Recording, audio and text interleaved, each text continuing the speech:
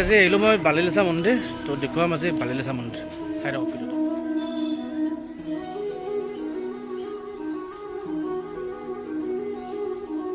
বালিলেছা এটা বহুত পুৰণি মন্দিৰ।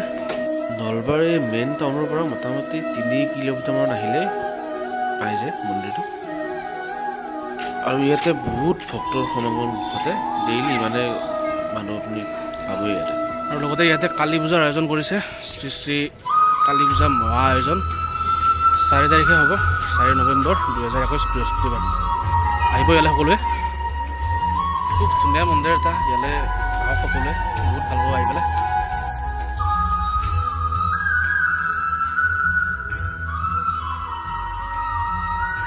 আৰু ইয়াৰে পুখুৰীটো চাওক, কিমান ডাঙৰ পুখুৰী, বাপৰে সঁচাকে আচৰিত।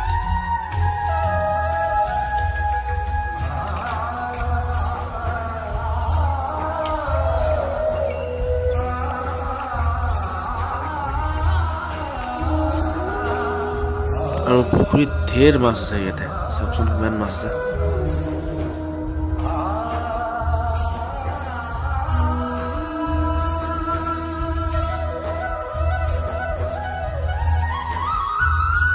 গাইজ, পৰিৱেশটো কেনেকুৱা লাগিছে মোক এটা কমেণ্ট কৰি জনাব দেই প্লিজ।